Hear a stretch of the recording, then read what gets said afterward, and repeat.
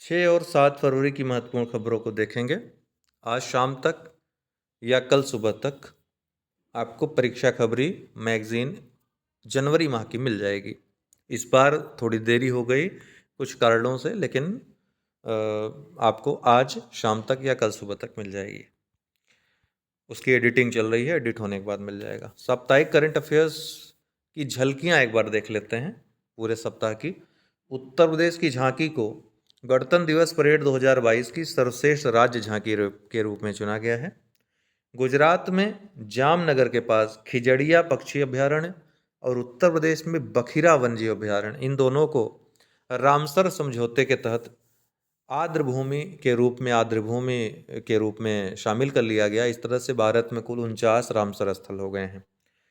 अरावली जैव विविधता पार्क को भारत का पहला अन्य प्रभावी क्षेत्र आधारित संरक्षण उपाय OECM स्थल घोषित किया गया है। GA श्रीनिवास मूर्ति को रक्षा अनुसंधान और विकास प्रयोगशाला का निदेशक नियुक्त किया गया है। लेफ्टिनेंट जनरल मनोज पांडे ने थल सेना उपाध्यक्ष के रूप में पदभार ग्रहण किया। नीरज चोपड़ा को 2022 Laureus world breakthrough of the year award के लिए नामांकित किया गया है, ध्यान रखिएगा। भारत का पहला भूवैज्ञानिक पार्क मध्य प्रदेश के जबलपुर जिले में नर्मदा नदी के तट पर लम्हेटा गांव में स्थापित किया जाएगा। पुर्तगाल के प्रधानमंत्री HE एंटोनियो कोस्टा 30 जनवरी 2022 को फिर से चुने गए। लद्दाखी संस्कृति और पारंपरिक विरासत का वार्षिक उत्सव स्पितिक गुस्टर 30 जनवरी 2022 को शुरू हुआ। नाम याद रहेगा, स्पितिक गुस्टर। वित्त मंत्री ने भारत की आज़ादी के 75 वर्ष से लेकर 100 वर्ष तक अमृत काल के लिए 4 सरकारी प्राथमिकताओं को सूचीबद्ध किया। ऑस्ट्रेलियाई टेनिस खिलाड़ी एशले बार्टी ने अमेरिकी डेनियल कॉलिंस को हराकर ऑस्ट्रेलियन ओपन महिला खिताब जीता। अब ये अमृत काल के लिए जो 4 सरकारी प्राथमिकताएं हैं, जो 4 पिलर हैं, वो आप लोग कमेंट बॉक्स में कमेंट करके बताइए। हमने बजट आर्थिक समीक्षा जब पढ़ाई तो उसमें हमने बताया था चारों पिलरों के बारे में। बजट में वित्त मंत्री ने घोषित किया है, जिनमें एक प्रधानमंत्री गतिशक्ति योजना है, उसके बारे में मैंने आप लोगों को डिस्कस किया। बाकी 3 कौन से हैं आप लोग बताएंगे। स्पेन के राफेल नडाल ने ऑस्ट्रेलियन ओपन के पुरुष एकल फाइनल में रूस के डेनियल मेदवेदेव को हरा करके ये खिताब जीत लिया। PR श्रीजेश ने जीता world games athlete of the year 2021 का पुरस्कार। हॉकी खिलाड़ी हैं, गोलकीपर हैं। अभिनेत्री प्राजक्ता कोली भारत की पहली संयुक्त राष्ट्र विकास कार्यक्रम युवा जलवायु चैंपियन बन गई हैं। तो अभिनेत्री प्राजक्ता कोली। अंडर 19 विश्व कप 2022 भारत के ने फाइनल में इंग्लैंड को हराया। किसे? इंग्लैंड को हरा करके 5वीं बार ये अंडर 19 विश्व कप जीत लिया है। तो भारत ने इंग्लैंड को 4 विकेट से हराकर अंडर 19 विश्व कप 2022 का खिताब जीता। शेख रशीद और निशांत सिंधु ने 190 रनों का पीछा करते हुए 50 रनों की पारी खेली। भारत ने एंटीगुआ में रिकॉर्ड 5वां अंडर 19 विश्व कप जीता। तो रिकॉर्ड तो ये 5वीं बार था, एंटीगुआ में हुआ था, ये भी ध्यान रखिएगा, ये जो मैच हुआ था। और 2 लोगों ने, शेख रशीद और निशांत सिंधु, जो भारत के दोनों खिलाड़ी हैं, इन दोनों ने 50-50 रनों की पारी खेली थी। राज बाबा ने लगातार 5 विकेट हासिल किए, जबकि रवि कुमार ने इंग्लैंड को 189 रनों पर समेटने के लिए 4 विकेट हासिल किए। BCCI अध्यक्ष सौरव गांगुली ने 40 लाख के नगद पुरस्कार की इसमें घोषणा की। विश्व प्रसिद्ध गायिका लता मंगेशकर जी का कल निधन हो गया। 1929 से 2022 ये इनका पूरा जीवन काल रहा और हम सभी की ओर से उनको भावभीनी श्रद्धांजलि, और बहुत बड़ी क्षति है जो कभी भरी नहीं आ सकती है। तो महान गायिका और भारत रत्न पुरस्कार से सम्मानित लता मंगेशकर जी का निधन हो गया है। प्रसिद्ध गायिका लता मंगेशकर का 6 फरवरी 2022 को निधन हो गया। उन्होंने 1000 से अधिक हिंदी फिल्मों में गाने गाए और 36 से अधिक भारतीय भाषाओं में गाया है। 2001 में द नाइटिंगेल ऑफ इंडिया के रूप में नामित गायिका को भारत के सर्वोच्च नागरिक सम्मान भारत रत्न से सम्मानित किया गया था। उन्हें पद्म विभूषण और पद्म भूषण से भी सम्मानित किया गया था। स्वर कोकिला भी इनको कहा जाता था। ठीक है। बांग्लादेश भारत सीमा पर रखी गई नए बॉर्डर हाट की आधारशिला। तो 3 फरवरी 2022 को त्रिपुरा बांग्लादेश सीमा पर कमालपुर कुमार घाट पर तीसरी सीमा हाट की आधारशिला रखी गई। त्रिपुरा के मुख्यमंत्री बिप्लब कुमार देव और बांग्लादेश के वाणिज्य मंत्री टीपू मुंशी ने संयुक्त रूप से इसकी आधारशिला रखी। त्रिपुरा और बांग्लादेश के बीच सीमा पर 8 बॉर्डर हाट बनाने का प्रस्ताव है, जिनमें से 2 सिपाही जाला के कमला सागर में पहले से ही काम कर रही हैं। हैदराबाद में प्रधानमंत्री ने किया स्टैच्यू ऑफ इक्वलिटी का अनावरण। तो हैदराबाद में ये अनावरण हुआ है, ये क्लियर है। उन्होंने अपनी यात्रा के दौरान शमशाबाद के पास मुंची ताल में स्टैच्यू ऑफ इक्वलिटी राष्ट्र को समर्पित किया। यह 11वीं सदी के भक्ति संत रामानुजाचार्य की 216 फीट ऊंची प्रतिमा है।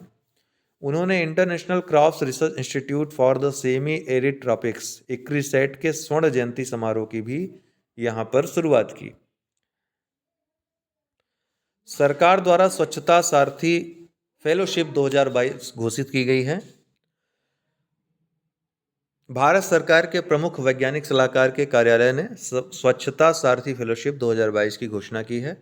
इसे इसके वेस्ट टू वेल्थ मिशन के तहत लॉन्च किया गया है। यह युवा नवोन्मेषकों को सशक्त बनाएगा जो अपशिष्ट प्रबंधन, अपशिष्ट जागरूकता अभियान आदि के सामुदायिक कार्य में लगे हुए हैं। गुरुग्राम का अरावली जैव विविधता पार्क को भारत का पहला OECM घोषित किया गया। ध्यान रखिएगा, अरावली जैव विविधता पार्क को भारत का पहला अन्य प्रभावी क्षेत्र आधारित संरक्षण उपाय स्थल घोषित किया गया है। OECM टैग अंतर्राष्ट्रीय प्रकृति संरक्षण संघ द्वारा उन क्षेत्रों को दिया जाता है जो संरक्षित नहीं है लेकिन समृद्ध जैव विविधता रखते हैं। पार्क 390 एकड़ में फैला हुआ है और इसमें लगभग 300 देशी पौधों और 1,01,000 पौधों के साथ अर्धशुष्क वनस्पति पाई जाती है। गणतंत्र दिवस परेड 2022 की सर्वश्रेष्ठ झांकी के रूप में किसका चयन किया गया? उत्तर प्रदेश का चयन किया गया है सर्वश्रेष्ठ झांकी के रूप में।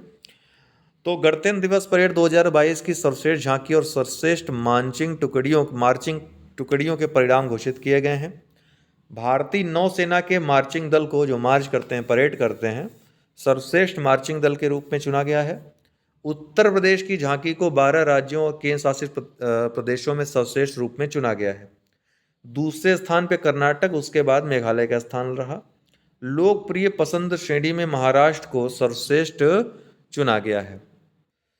एक बात यहाँ पे ध्यान रखिएगा, पूछ सकता है कि उत्तर प्रदेश की झांकी का विषय क्या था। तो 2 विषय थे कंबाइंड, एक तो एक जिला एक उत्पाद, और जैसा कि आप चित्र में देख रहे हैं काशी विश्वनाथ धाम।